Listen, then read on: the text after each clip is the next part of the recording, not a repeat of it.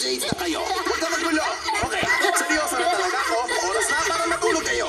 Sige na. Sige na. Hindi ako nagbibiro. Sige na. Hindi pa kami pagod. Pwes ako pagod. Kasama kami ng bedtime story.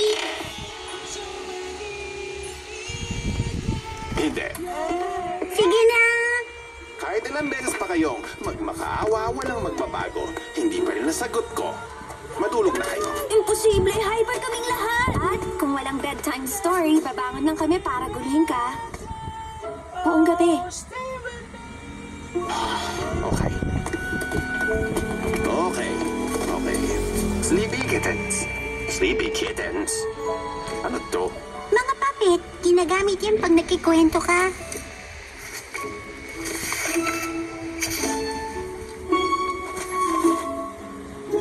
Okay, buti patapusin na natin to.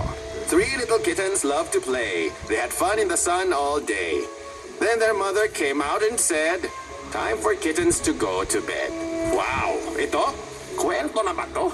Gusto niyo bang basurang to? Ituloy mo lang. Sige na. Oh na. Three little kittens started to bawl. "Mommy, we're not tired at all." Their mother smiled and said with a purr, "Fine, but at least you should brush your fur." I-brush mo na yung fur. Literature na to?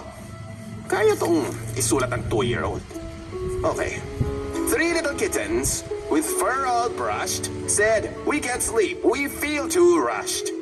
Their mother replied with a voice like silk, "Fine, but at least you should drink your milk." Sige, painom mo na yung gatas. Ayoko tong librong to. Parang wala tong katapusan.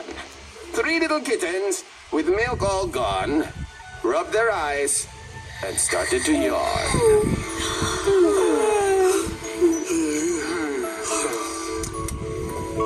"We can't sleep. We can't even try." Then their mother sang a lullaby.